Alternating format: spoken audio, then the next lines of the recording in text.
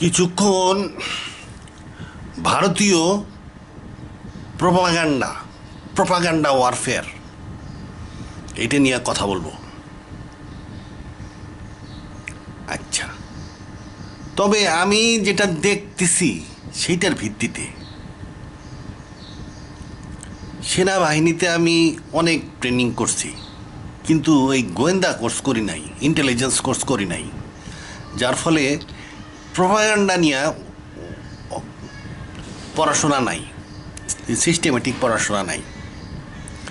Propaganda নিয়ে পড়াশোনা করা হলো গোয়েন্দা যখন পরে ইন্টেলিজেন্স কোর্সে, গোয়েন্দা কোর্সে এই প্রপাগান্ডা নিয়ে বিস্তারিত পড়াশোনা করায়, তা আমি ওই ট্রেনিংটা করি নাই। তবে আমি দেখে শুনে যা মনে হচ্ছে, এবং কিছুটা তো চাকরিরত অবস্থায় বিভিন্ন লোকের কাছে শুনছি, আলোচনা করছি, আমি কিন্তু সবসময় লার্নিং মোডে থাকি, তো ওটার থেকে আমি যতটুকু বুঝতে পারতেছি ওইটা বলবো। এই যে দেখেন, এই যে দুইটা মিডিয়া দেখাই ভারতের, এই যে একটা মিডিয়া দেখেন,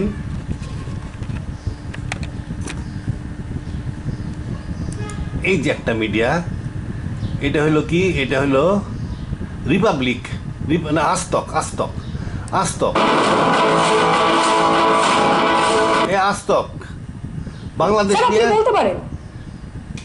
বাংলাদেশ নিয়ে প্রচুর এটা ওইটা বলতে থাকে আর কি, আজগুবি সব খবর দেয় বাংলাদেশ সম্বন্ধে। এই যে আবার আর একটা দেখেন যে রিপাবলিক বাংলা, এইটাও বাংলাদেশ নিয়ে নানান রকমের আজগুবি খবর দেয়। এই যে দেখেন, এটা হাইকিং কাছেও লাগতে পারে। সরাসরি চলে যাব পিঙ্কি যা অবস্থা দেখছি, তো তারা কান্নায় ভেঙে পড়েছেন। স্বাভাবিক, সারা বছর ধরে, সারা জীবন ধরে পড়াশোনা করলেন, আর তার ফল এই দুর্নীতি করলো কেউ, আর তার ফল তাদের সাজা ভোগ করতে হচ্ছে তাদের। এটা কিন্তু বাংলাদেশের খবর বলতেছে, কার যেন চাকরি হয় নাই। এইগুলা দেখো, দুর্নীতি করলে অন্য কেউ, ঘুষ নিলে অন্য কেউ, কিন্তু 26,000 শিক্ষকের মধ্যে যারা যোগ্য ছিল তাদেরকে এই মুহূর্তে এসে রাস্তায় দাঁড়াতে হয়েছে। পরিবার রয়েছে, পরিজন রয়েছে, তারা জানেন না। আচ্ছা, এইসব একবার কথা খবর দিতেই থাকে। আচ্ছা, যারা খবর রাখেন বাংলাদেশের, যারা খবর রাখেন, ঢাকা শহরে থাকেন, কিংবা বিভিন্ন নিউজ পেপার পড়েন, কিংবা নিউজ শুনেন রেডিও টেলিভিশনে কিংবা ইউটিউবে, তারা জানে এগুলা টোটালি আজগুবি খবর, হাস্যকর, যেটার কোনো অস্তিত্ব নাই, সেটা বানায় বলতেছে। আচ্ছা, কিন্তু তারা বইলেই যাচ্ছে। এরকম আরও কয়েকটা মিডিয়া আছে, চ্যানেল আছে, তারা বাংলাদেশ সম্বন্ধে নানান রকমের আজগুবি তথ্য, এই আজকে সেনাবাহিনীতে কু হয়েছে, কালকে ইউনুস সরকার পদত্যাগ করছে, হঠাৎ করে বলে দিল ইউনুস সরকার পদত্যাগ করতেছে, এন হইতেছে তেন হইতেছে, নানান রকমের আজগুবি খবর দিচ্ছে। আচ্ছা, এই কয়েকটা চ্যানেল থেকে। আচ্ছা, এইটা তো আমরা স্পষ্টভাবে বুঝতেছি যে এইগুলো একটা সম্পূর্ণ ভুয়া, বেজলেস জিনিস, এর কোনো ভ্যালু নাই। আসলে কি তাই? আসলে কিন্তু তা না, এটাও প্রপাগান্ডা যুদ্ধের একটা অংশ। তাহলে প্রপাগান্ডা যুদ্ধ কি এরকম আহাম্মকি টাইপের যুদ্ধ, যেরকম আহাম্মকের মতন ভুয়া খবর ছড়ানো, এটা কি প্রপাগান্ডা ওয়ারফেয়ারের যারা নাকি রিসার্চ অ্যান্ড অ্যানালাইসিস এই ধরনের প্ল্যান করবে? হ্যাঁ, করতে পারে। কোন ক্ষেত্রে এটা বুঝতে হবে, কোন ক্ষেত্রে এই ধরনের প্ল্যান করতে পারে। আমি একটা উদাহরণ দিচ্ছি বুইরাদের জন্য। ইয়াং জেনারেশন এটা বুঝবে না, তবে ইয়াং জেনারেশনের জন্য আর একটা উদাহরণ দিব। বুইরাদের জন্য, মানে যারা নাকি 71 সালে যাদের বয়স 14-15 ছিল, সবার মনে আছে 71 সালে আমরা চরমপত্র শুনতাম, খুব মনোযোগ দিয়ে শুনতাম, রেডিও শুনতেছি আস্তে একটু সাউন্ড দিয়ে, ঢাকায় আর্মি, কিন্তু আমি সেই 50 মাইল দূর থেকে শুনতেছি, কিন্তু আস্তে আস্তে ডরের ঠেলায় আর কি, চরমপত্র শুনে লাফাইতেছি। এই যে দেখেন, একটা চরমপত্র একটা দেখাই, এই যে এটা, এইগুলা পুরানো 71 সাল। আজ থেকে বঙ্গাল মুলুকে মচুয়াগো রাজত্ব শেষ। খাস করে একটা আজ এলো, ডরেন না ঢাকার কর্মীটলায় পেঁয়াজি সাহেবের চেয়ারথনে পড়ে গেছিল। আর এই যে খবরগুলা, শুধু এইটা না, 71 সালে তো প্রত্যেক দিন চরমপত্র থাকতো, আর 2 দিন বার করে শুনতাম। আমি তখন ক্লাস 8-এ পড়ি। এই যে স্বাধীন বাংলা বেতার কেন্দ্র, এর কি কোনো সাংবাদিক ছিল? ওই সময় তো মোবাইল ফোন ছিল না, ওই সময়ের ইন্টারনেট ছিল না, টিএনটি টেলিফোন ছিল, তাও ওদের সাথে যোগাযোগ করা সম্ভব না। কোনো তথ্য সংগ্রহের কোনো উপায় নাই, কিন্তু সে চরমপত্র দিতেছে। মনে করেন একদিনের 20-30 জায়গায় যুদ্ধের খবর দিল, অমুক জায়গায় খালের মধ্যে পাকিস্তানি আর্মিদেরকে মেরে 5-6টা মেরে ফেলাইতেছে, অমুক জায়গায় মুক্তিযুদ্ধ এইটা করে এই যুদ্ধ করছে, অমুক জায়গায় এই পাকিস্তানি আর্মি ট্রাক খাদের মধ্যে পড়ে গেছে। এইগুলো সব ভুয়া খবর। কিন্তু আমরা মনোযোগ দিয়ে শুনতাম এবং 100% বিশ্বাস করতাম। কেন? ওইটা আমাদের মন ওইটা শুনতে চাইতো।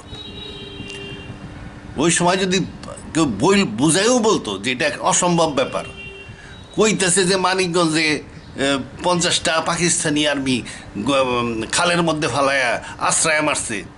কোন জায়গায় মারছে তুই খুঁজে দেখ, পুরা মানিকগঞ্জে এই ঘটনা ঘটে নাই। তা সত্ত্বেও বোঝানো মুশকিল ছিল। মারছে ওই জায়গা, কোন জায়গাটা ঠিক দেখা যাইতেছে না, বোঝা যাইতেছে না, তবে মারছে। কারণ আমার মন ওইটা শুনতে চাচ্ছে এবং ও ওইটা প্রচার করতেছে। তাহলে আমার মন শুনতে চাচ্ছে, সে এটা প্রচার করতেছে। কেন? এটা তো গ্রাউন্ড রিয়েলিটিতে তো এটা হয় নাই, রিয়েলিটিতে তো এটা বেজলেস, এটার কোনো মূল্য নাই, বাস্তবতায় এটার মূল্য নাই।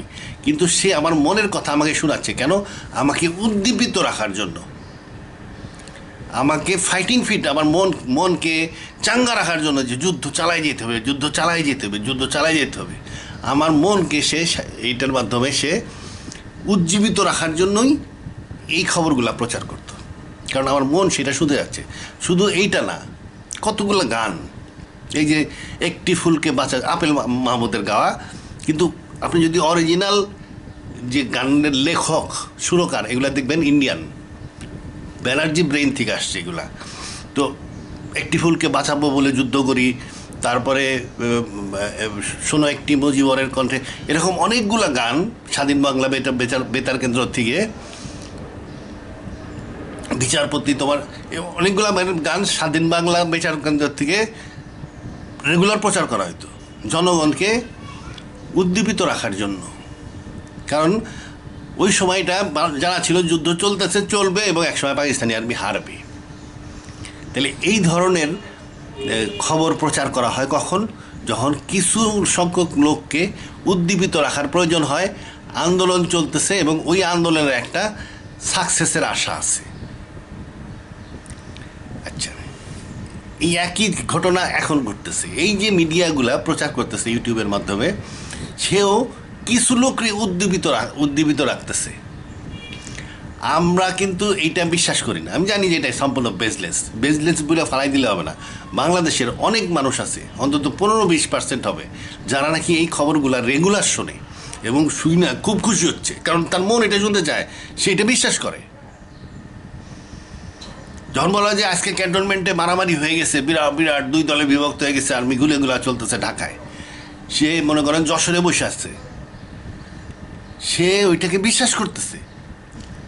এবং বিশ্বাস করে যখন যদি পরে শুনেও যে অন্য কোনো সাপোর্টিং নিউজ পাওয়া গেল না, কিন্তু ও মনে থেকে বিশ্বাস করছে এবং ধরে নিবে ভিতরে গোলমালটা এখনও জ্যান্ত আছে, যে কোনো সময় এখন মারামারিটা লেগে যেতে পারে।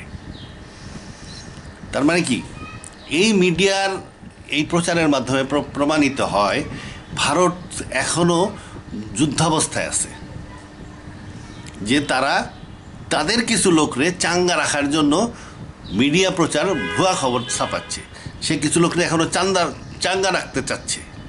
তাহলে আলটিমেটলি কি, খুব তাড়াতাড়ি তার একটা কিছু করার উদ্দেশ্য আছে, যাতে তার ওই পুরা এই 24-এর বিপ্লব বা বৈষম্যহীন ছাত্রদের বিপ্লব আবার শেষ করা যায় বা আওয়ামী লীগ যেন আবার ক্ষমতায় চলে আসে, এই যুদ্ধে এখনও সে ব্যস্ত আছে, লিপ্ত আছে।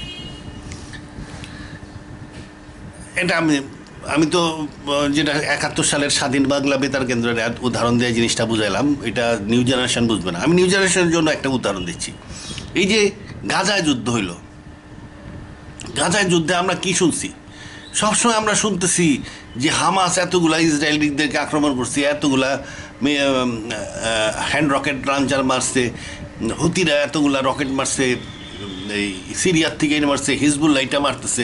এইটা আমরা সবসময় শুনতেছি এবং শুনে খুব খুশি হচ্ছি এবং মনে মনে চিন্তা করতেছি যে গাজা জিতে যাবে, হামাস জিতে যাবে, আশায় আছি এবং এই খবর শুনতেছি আমরা এবং এই খবর আমরা বিশ্বাস করতেছি। অন গ্রাউন্ড রিয়েলিটিতে কী হলো? গ্রাউন্ড রিয়েলিটিতে দেখা গেল একসময় পুরা গাজা ইসরায়েল দখল করে নিছে, একদম রাফা গেট পর্যন্ত। কিন্তু আমরা এই ইসরায়েলের এই বিজয়ের সংবাদগুলো, যে বিভিন্ন যুদ্ধে ইসরায়েল জিতছে, বিভিন্ন জায়গায় ঢুকছে, আস্তে আস্তে ঢুকতে ঢুকতে একদম রাফা বর্ডার পর্যন্ত চলে গেছে, এই নিউজগুলো কিন্তু আমাদের ভালো লাগে নাই, আমরা শুনিও নাই। কিন্তু তারা রাফা বর্ডার পর্যন্ত দখল করছে। শুধু রাফা বর্ডার দখল করে নাই, হিজবুল্লাহর সমস্ত কমান্ড চ্যানেল হয় বোম্বিং করে লিডার মারা। তার মানে লিডারের এক্স্যাক্ট পজিশন তারা জানতো, মিনিট টু মিনিট জানতো যে এখন কোথায় আছে।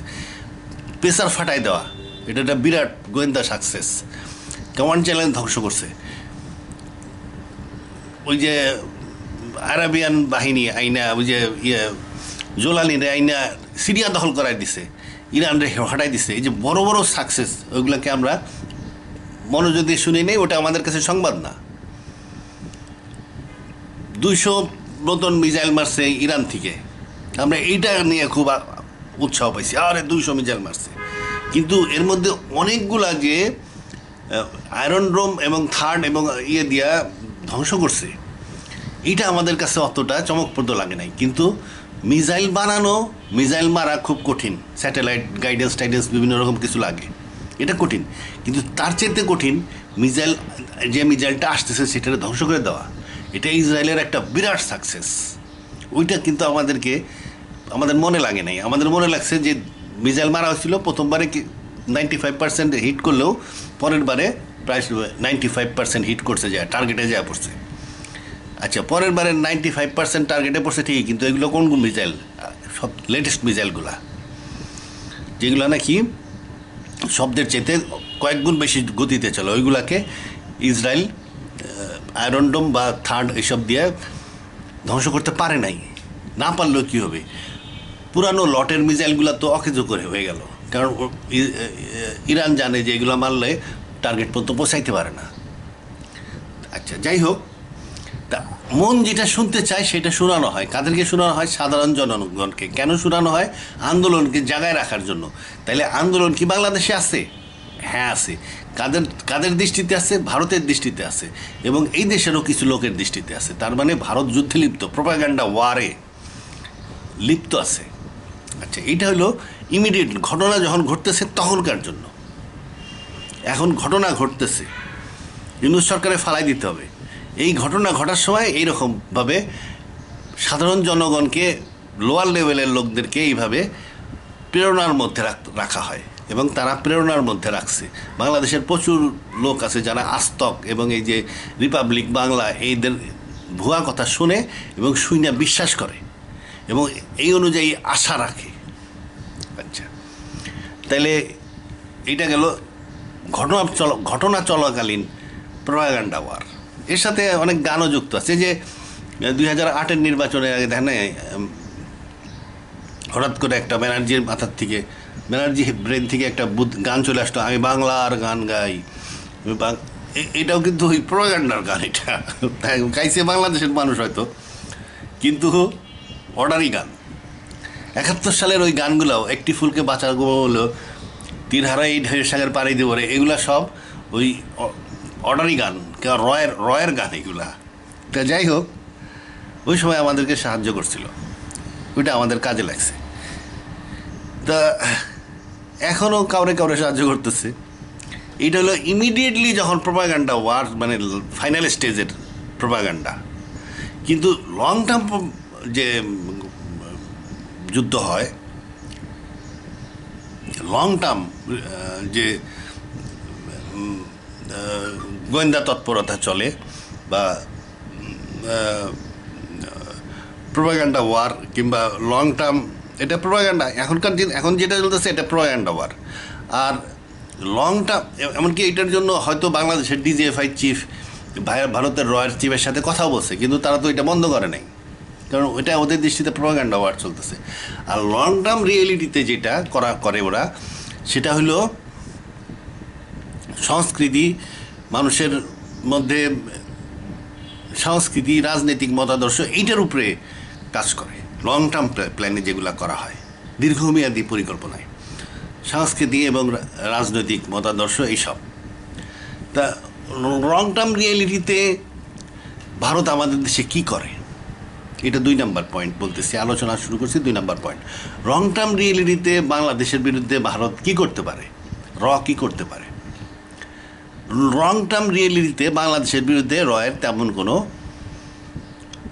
ম্যাসিভ কোনো কাজ সে করবে না, কিছু করবে কিন্তু ম্যাসিভ না।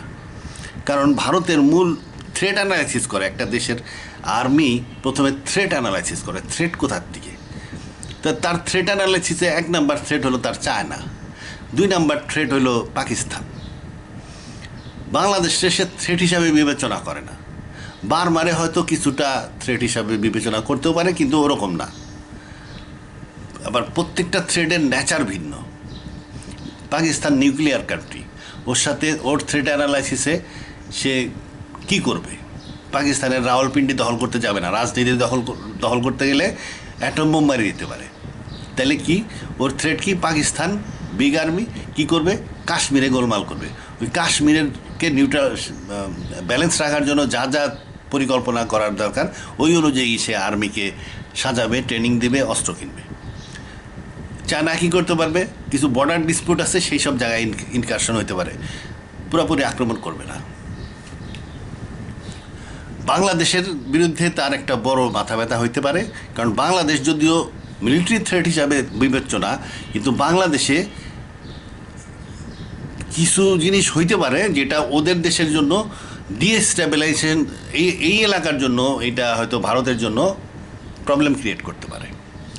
তাহলে লং টার্ম রিয়েলিটি কি বাংলাদেশের প্রেক্ষাপটে, যে এখানে বাংলাদেশের মধ্যে কি হইলে এটা ভারতের জন্য, ভারতের ইস্টার্ন সাইডের জন্য, কারণ বাংলাদেশ ভারতের ভিতরের একটা দেশ, এটা এখানে কি ভারতের করতে হবে, এটার যদি ভারত চিন্তা করতে চায়, প্রথমে গ্রাউন্ড রিয়েলিটি চিন্তা করতে হবে। তার আসলে মানে গ্রাউন্ড রিয়েলিটিটা কি, এইটা সে চিন্তা করবে। তা যাই হোক, বাংলাদেশে এমন একটা এনিমি হিসাবে দেখে না, কিন্তু এটাকে সিধা রাখার চেষ্টা করে। পাকিস্তান আমলে পাকিস্তান ছিল একটা এনিমি। পাকিস্তানের এগেনস্টে সে প্রচুর ইনভেস্ট করছে, বিশাল ধরনের কাজ করবে, দরকার হইলে অনেক টাকা খরচ করবে, অনেক লোক খরচ করবে, কোনো অসুবিধা নেই। যেমন 65 সালে যে পাকিস্তান ইন্ডিয়ার যুদ্ধ হয়েছিল, এই যুদ্ধে সে বুঝতে পারছে যে পাকিস্তান এবং তখনকার দিনের পশ্চিম পাকিস্তান, পূর্ব পাকিস্তান, এটা 2 দিক থেকে আক্রমণ করতে পারে, 2 দিকে দুশ্চিন্তায় পড়তে হয়। ওই যে 2 দিকে দুশ্চিন্তা পড়তে হয়, ওই সময় থেকেই ভারত চেষ্টায় আছে পশ্চিম পাকিস্তান এবং পূর্ব পাকিস্তানকে আলাদা করে দেওয়ার।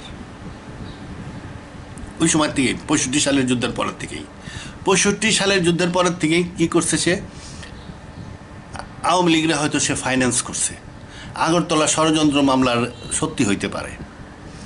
তাহলে তার প্ল্যানে কী ছিল, যে এই দেশে পূর্ব পাকিস্তানে তৎকালীন আওয়ামী লীগকে জিতাই দেওয়া। আচ্ছা, আর পশ্চিম পাকিস্তানে তার লোক ছিল হলো ভুট্টো। দেখবেন ইন্ডিয়ার কথা উঠলেই খেপে যেত, তার মানে কি, ডাল মে কুছ কালা হয়।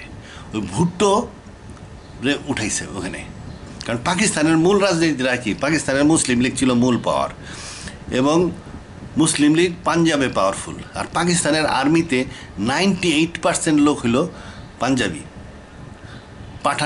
এই ফ্রন্টিয়ারের লোক বা বেলুচিস্তানের লোক আর্মিতে জয়েন করে না, ওরা tribal loyal to tribal chief. সে আর্মিতে এসে অন্য কারোর প্রতি লয়ালিটি সে স্বীকার করবে না। পাকিস্তান আর্মি পুরাটাই পাঞ্জাবের তৈরি, পাঞ্জাবি আর্মি আর কি, ওরা 98% পাঞ্জাবি। এই জন্য পাকিস্তানি আর্মি আর মুসলিম লীগ কিন্তু একই দল, একটার একটার সাথে ব্যালেন্স রেখে কাজ করে। ওদের দেশের ওই মুসলিম লীগ, পাঞ্জাবের মুসলিম লীগই ওই আর্মিরে ডেকে নিয়ে আসে, আবার আর্মি কিছুদিন থেকে আবার মুসলিম লীগরে ডেকে নিয়ে আসে। এই হইতেছে ওদের মধ্যে রাজনীতি। আর পাঞ্জাবরে হারাইতে গেলে বেলুচিস্তান একলা হারাইতে পারবে না, কিংবা সিন্ধু একলা হারাইতে পারবে না, ফ্রন্টিয়ারও একলা হারাইতে পারবে না। তবে এই তিন এই প্রভিন্স, এই বেলুচিস্তান, সিন্ধু এবং ফ্রন্টিয়ার, এরা যদি একত্রিত হয়ে যায় তাইলে পাঞ্জাবকে হারাইতে পারে আসন সংখ্যায়। ভুট্টো এই কাজটাই করছিল, সিন্ধু, বেলুচিস্তান এবং ফ্রন্টিয়ার এই 3 জায়গায় সে প্রায় 80 না কতগুলো সিট পেয়ে গেছিল, যার ফলে পাকিস্তান, পশ্চিম পাকিস্তানে সে মেজরিটি হয়েছিল।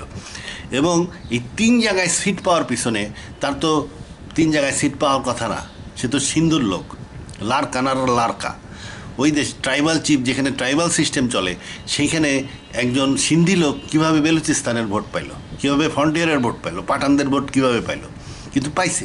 তার মানে কি, প্রচুর টাকা খরচ করছে, এবং এই প্রচুর টাকা কোত্থেকে পাইছে সে? এমন হইতে পারে ভারত থেকে দিচ্ছে, ভুট্টোকে ওই পাশ থেকে দাঁড় করাইছে, শেখ মুজিবকে এই পাশ থেকে দাঁড় করাইছে, আহম্মকরে খেপাই দিচ্ছে, নেজে আগুন লাগাই দিছে, আহম্মক যুদ্ধ শুরু করে দিচ্ছে, মানে আহম্মক মানে ইয়াহিয়া খান। আচ্ছা, এখানে আপনি যে শুধু এটা না, রয়ের কিন্তু আবার আর একটা ব্রেন আছে, মোসাদ। অনেকদিন আগের থেকেই মোসাদকে কন্ট্রাক্ট দেওয়া হয়েছে যে কাশ্মীরের প্রবলেম তোমরা সলিউশন করবা। ইসরায়েল এবং ভারতের সাথে কিন্তু অনেক পুরানো খাতির, সেই 70-এর দশকেই ওদেরকে মর্টার বানানোর টেকনোলজি দিছে, ইসরায়েল ওদেরকে মর্টার বানায় দেয়। আচ্ছা, বিশেষ করে গোয়েন্দা কাজে ওরা সাহায্য করে, কাশ্মীরের প্রবলেম সলভ করার জন্য অনেক হেল্প করছে, মিডিয়া ওয়ার চালাইছে। এমন অবস্থা হয়েছে এখন কাশ্মীরের লোকই পাকিস্তানকে পছন্দ করে না। কাশ্মীরে ভোট নিলে এখন দেখা যাবে সবাই ইন্ডিয়ার সাথে থাকতে যাবে, ওসব পাকিস্তান থাকার মতন দেশও না। তো যাই হোক, 71-এ 65 সালের যুদ্ধের পরে থ্রেটটা বুঝতে পারছে যে দুই দিকে, পূর্ব পাকিস্তান, পশ্চিম পাকিস্তান, এই যে প্রবলেম, এইদিকে যদিও যুদ্ধ হয় নাই কিন্তু প্রবলেম, এই প্রবলেমটাকেই দেখা গেল যে তারপরের থেকেই পাকিস্তানের রাজনীতি চেঞ্জ হয়ে গেল। ভুট্টো পশ্চিম পাকিস্তানে জিতে গেল, শেখ মুজিব শুধু পূর্ব পাকিস্তানে জিতে গেল, ওখানে সে কোনো আসনই পায়নি পশ্চিম পাকিস্তানে। এবং এই ঘটনা যখন ঘটতে থাকে, শেখ মুজিবরে বারবার করে বলা হইতে লাগলো যে স্বাধীনতার পতাকা ওরাও, স্বাধীনতা ঘোষণা করাও, কোন থেকে টেলিফোন আসতো ছাত্র নেতাদের কাছে, তাদেরকে দেয়া, মানে দেশকে চূড়ান্ত পর্যায়ে স্বাধীনতা সংগ্রামের দিকে নিয়ে গেছে এবং রায়টও ঘটাইছে। 25শে মার্চের আগে, প্রায় 1 মাস আগের থেকে বিহারি বাঙালির মধ্যে মারামারি শুরু হয়েছে।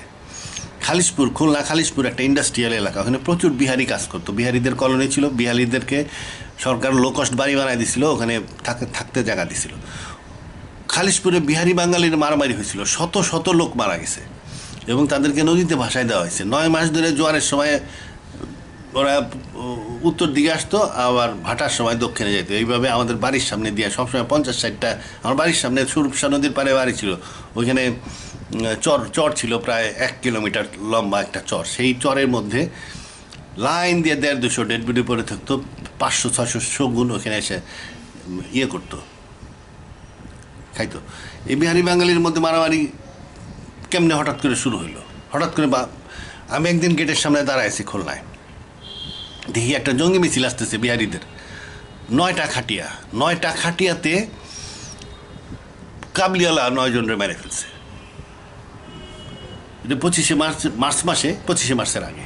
তো এইভাবে বিহারি বাঙালির মধ্যে মারামারি কোত্থেকে শুরু হইলো? হঠাৎ করে এভাবে আক্রমণ হইল। এর পিছনে কেউ কাঠখড় পুরাইছে, কেউ কাঠখড়তে মানে পাশায়, কুত্তার পাশায় তারাবাতি লাগাই দিচ্ছে, কুত্তা ঘেউ ঘেউ করে মানুষ কাউরে আক্রমণ করছে আর কি, এই অবস্থা করছে আর কি। তা আলটিমেটলি, তবে 25শে মার্চের যে ঘটনাটা, এটা কিন্তু ইয়াহিয়া খান ওই 1 মাসের প্ল্যান না, কারণ তৎকালীন পূর্ব পাকিস্তানে একটা ডিভিশন ছিল 14th ঢাকায়, এবং 14-15 হাজার আর্মি থাকতো এখানে। পূর্ব পাকিস্তান ছিল অরক্ষিত, ফাইটার প্লেন ছিল 10-12টা, তা বিগ 19, তা এবং 7ও থাকতে পারে।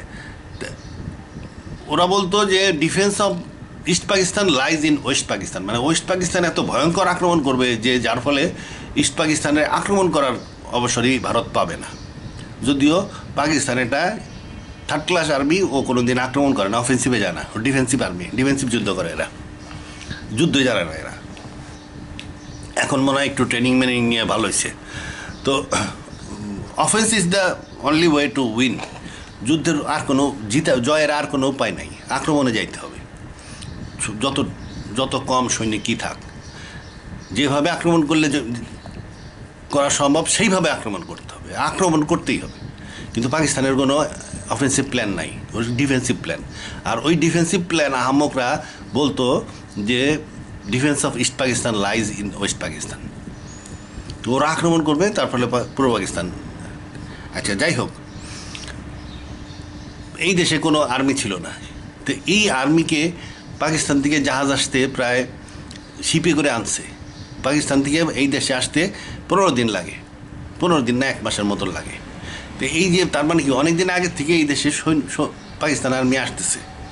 আস্তে আস্তে হয়তো যে 71 সালে 71 সালের শুরুতে 25শে মার্চে হয়তো 50-60 হাজার ছিল আর্মি।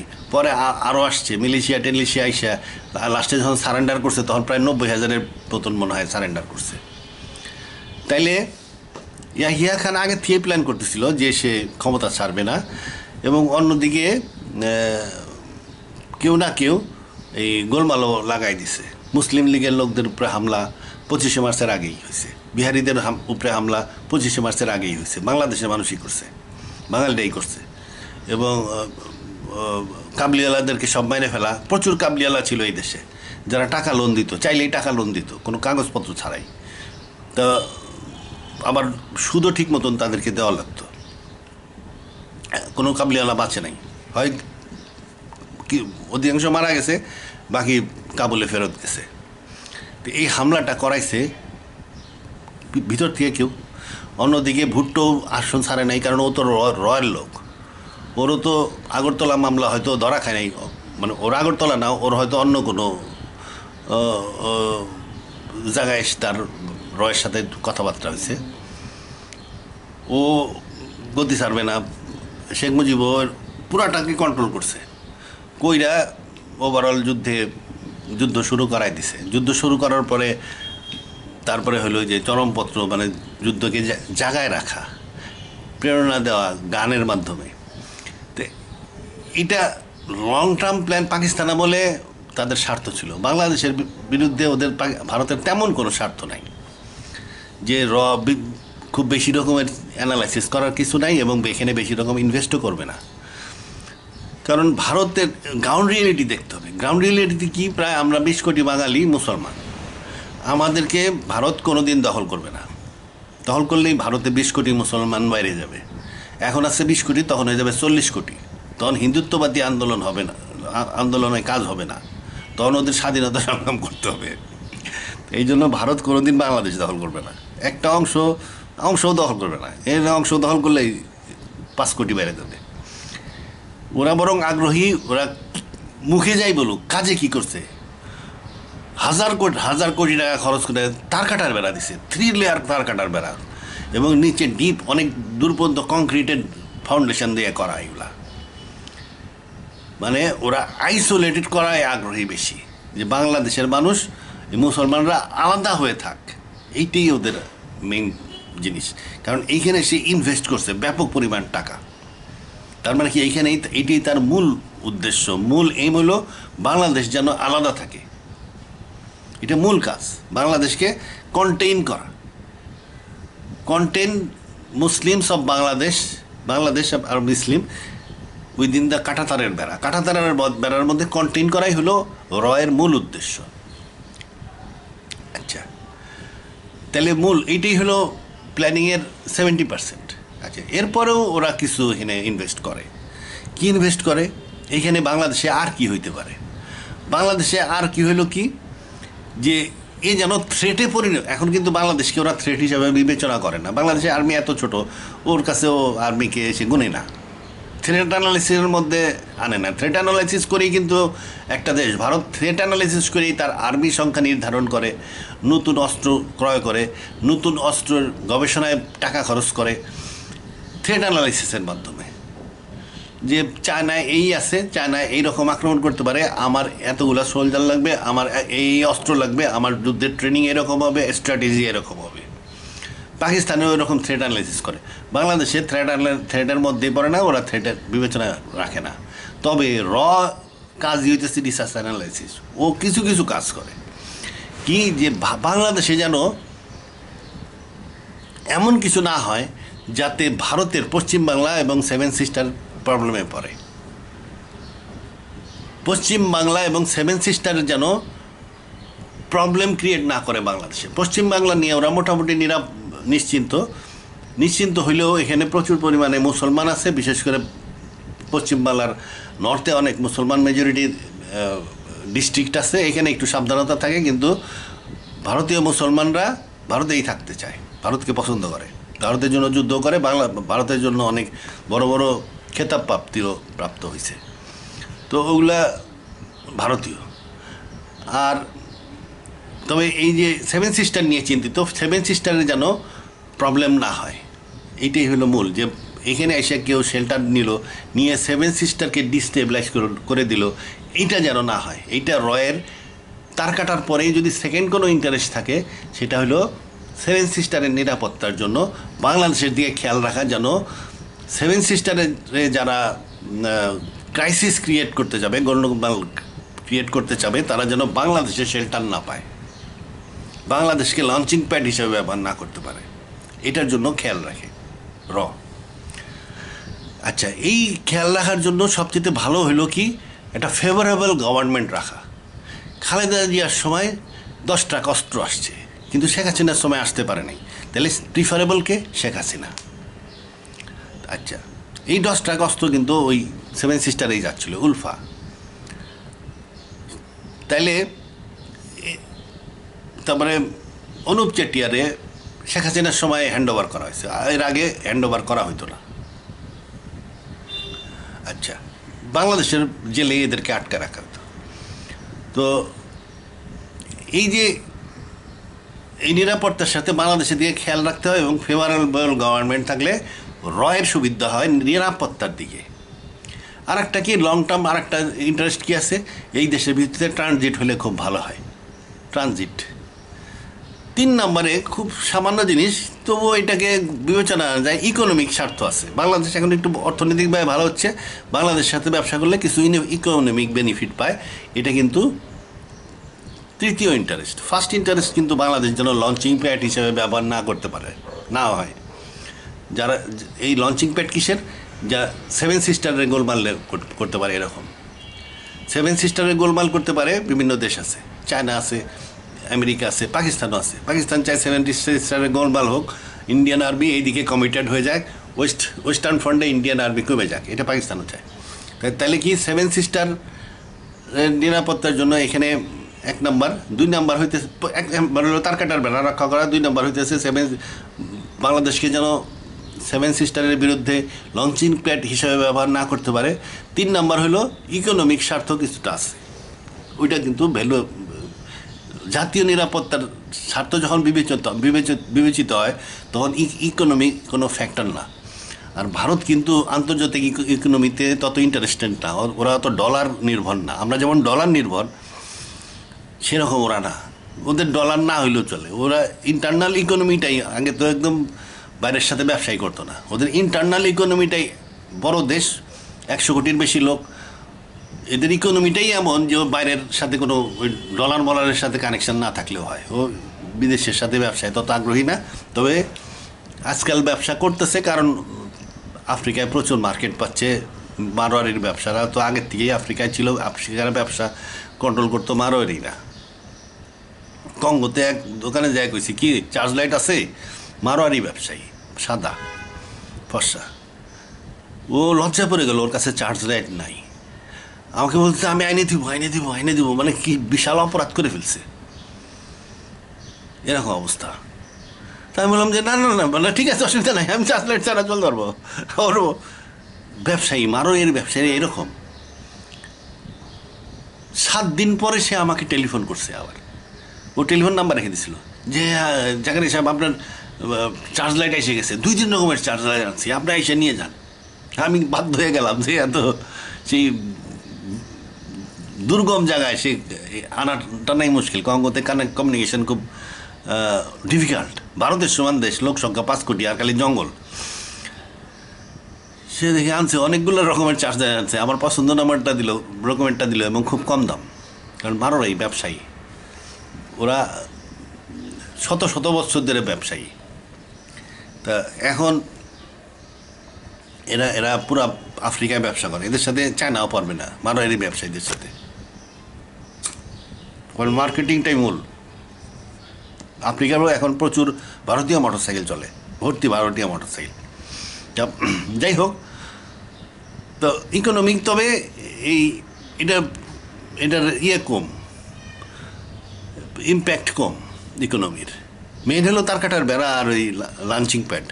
আর 3 নম্বর হলো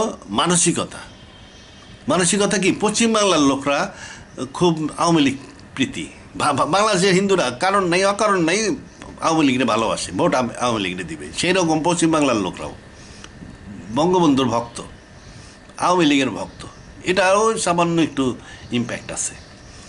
তো এই জন্য কী করতে পারে লং টার্ম বাংলাদেশে কী করতে পারে, এখন যদিও হট প্রোপাগান্ডা ওয়ার চলতেছে মিডিয়ার মাধ্যমে, কিছু লোকরে মনোবল যোগানের তালে আছে, তারা বিশ্বাস করে যে বাংলাদেশের ক্যান্টনমেন্টে খুব তাড়াতাড়ি কু হয়ে যাবে, গোলমাল হয়ে যাবে, খুব তাড়াতাড়ি ইউনিস পড়ে যাবে, এবং এইরকম লোক 20-25% আছে, তারা ওই নিউজগুলো দিয়ে তাদেরকে চাঙ্গা রাখছে। তার মানে কি, তারা এখনও এই কাজ করার জন্য, ওভারঅল ভারত এই কাজ করার জন্য আর্মির মধ্যে গোলযোগ সৃষ্টি করা এবং ইউনিস সরকারকে কু করে দেওয়া বা অন্য কোনোভাবে ফেলায় দেওয়ার জন্য চেষ্টায় আছে। এটা হলো হট প্রোপাগান্ডা চলতেছে। আর লং টার্মের জন্য যে জিনিসগুলো আছে, যে লঞ্চিং প্যাড হিসেবে ব্যবহার নাও করতে পারে, এই জন্য ফেভারেবল গভর্নমেন্ট রাখা, ফেভারেবল গভর্নমেন্টের জন্য ফেভারেবল সংস্কৃতি, যে মোস্তফা ফারুকি, জেনারেল ফারুকি এখন সাংস্কৃতিক যোদ্ধা, তা এখন এই জেনারেল ফারুকি, গোলাম সরোয়ার ফারুকি আর কি, ওনাকে এখন জেনারেল বলতে হবে, কারণ সংস্কৃতিকে ধরে রাখতে পারলে, সংস্কৃতিকে নিয়ন্ত্রণ করতে পারলে পলিটিক্স নিয়ন্ত্রণ করা সম্ভব। পলিটিক্স নিয়ন্ত্রণ করলে ফেভারেবল গভর্নমেন্ট মানে আওয়ামী লীগের ক্ষমতা রাখা সম্ভব। আওয়ামী লীগের ক্ষমতায় রাখলে বাংলাদেশ কোনো দিন 7 সিস্টারের জন্য থ্রেটে পরিণত বা হবে না। তো এইটা লং টার্ম বিষয় এবং অতটা হাই প্রোফাইল জিনিসটা লো প্রোফাইলে ওরা কাজ করতে থাকে এবং সাংস্কৃতিক অ্যাগ্রেশন চলতে আছে, এবং সাংস্কৃতিক অ্যাগ্রেশন বিভিন্ন রকমের আতেল কবি সাহিত্যিক এদের মাধ্যমে চেষ্টা করে। তো বাংলাদেশে তো আবার প্রতিভা জন্ম নেয় না, আছে একটাই ফারুকি, আর নাই। নির্মলেন্দুগুলো আছে, কোথায় যেন গেছে, আমি দেখি টিকি না। আচ্ছা, যাই হোক, তা এই লং টার্ম বেসিসে এই সংস্কৃতি, এখন এই ইতিহাস ঐতিহ্য, যখন নাকি আওয়ামী লীগের পতন হয়ে গেল 2000 সালে না কত সালে, 95-এর ইলেকশনে জিতছিল, তারপরে একসময় শেষ হলো, আবার খালেদা জিয়া চলে আসলো। ওই সময় দেখতেন যে প্রচুর বাংলাদেশের ইতিহাস, 71-এর ইতিহাস, 71-এর চেতনা, এই নিয়ে প্রচুর কবি সাহিত্যিক সংস্কৃতি মনা এরা ব্যাপকভাবে কথা বলতে লাগলো। কেন? এই 71-এর চেতনা এবং এই বাঙালি চেতনা এবং বাঙালি কবি সাহিত্যিক এদের এই চেতনাকে বাড়াইলে আওয়ামী লীগ জিতবে। আওয়ামী লীগ জিতলে বাংলাদেশ আর লঞ্চিং প্যাড হিসাবে ব্যবহৃত হবে না। এটাই হলো রয়ের উদ্দেশ্য। তা এই দেশ দখল করা, এই দেশে প্রভাব সৃষ্টি করা, অন্য কোনো উদ্দেশ্য নাই, কারণ এই দেশে তার কাটা বেড়া দিয়ে ঘিরে রাখতে পারলেই তারা খুশি। আর এখন নতুন প্রবলেম দেখা দিছে, ওই যে বার্মা প্রবলেম। বার্মাকে ভারতের আর্মি, ভারত সাপোর্ট করে তাতমাডাওকে, কারণ বার্মা স্টেবল থাকলে ভারতের যে নাগা মিজো এরা স্টেবল থাকবে। বার্মায় যদি পতন হয়ে যায় তাহলে নাগা মিজো মণিপুরি এদের মধ্যে ইনস্টেবিলিটি চলে আসবে। এই জন্য সে তাতমাডাওকে সাপোর্ট দেয় পাকিস্তান, এই ভারতীয় আর্মি, এবং সেই সাথে বাংলাদেশকেও ইনসিস্ট করে যেন তাতমাডাওকে সাহায্য করা হয়। আরাকানকে সাপোর্ট দেওয়ার জন্য ভারতের ইন্টারেস্ট নাই, ভারতের ইন্টারেস্ট বিরোধী। কারণ আরাকান আর্মি জেতা মানে নাগা, মিজো, নাগা, মণিপুর এইসব জায়গায় গোলমাল বাইরে যাওয়া, আর তাতমাডাওয়ের বিজয় মানে নাগা, মিজো, মণিপুর এইসব জায়গায় আন্দোলন কমে যাওয়া। অতএব এই জন্য তাতমাডাওকে ভারত সাপোর্ট দেয়, এবং বাংলাদেশকেও ইনসিস্ট করতে যায় যেন তাতমাডাওকে সাপোর্ট দেওয়া হয়। আমাদের জন্য এই তাতমাডাওকে সাপোর্ট দেওয়াই ভারতের ইন্টারেস্ট, আমাদের ইন্টারেস্ট এই ক্ষেত্রে একই। এই বারবার ক্ষেত্রে আমাদের ভারতের সাথে থাকাই উচিত, কেস টু কেস বেসিস, যেখানে যার স্বার্থ। তো যাই হোক, আমার ব্যাটারি শেষ। তো প্রোপাগান্ডা ওয়ারের আমার কিন্তু অত প্রাতিষ্ঠানিক জ্ঞান নেই, এইগুলো দেখে টেখে আমার কাছে যা মনে হইতেছে সেটা বললাম। এবং এই যে সাংস্কৃতিক অ্যাগ্রাশন, সাংস্কৃতিকের মনিটরিং করে পলিটিক্যাল গেইন অর্জন করা এবং রাজনৈতিক গেইন অর্জন করা, এই সাংস্কৃতিক ক্ষেত্রটা হচ্ছে long term media war, long term যুদ্ধ। এই লং টার্ম যুদ্ধের এখন প্রধান সেনাপতি হইতেছে গোলাম সরোয়ার ফারুকী। তো উনি ভালোই যুদ্ধ করতেছেন, উনি ওই ঐক্যের মধ্যে আছেন। এই এক দল এক রকম এক দিকে যাবে, এটা উনি পছন্দ করেন না। মোস্তফা গোলাম ফারুকী জিন্দাবাদ। আল্লাহ হাফিজ, এই পর্যন্তই।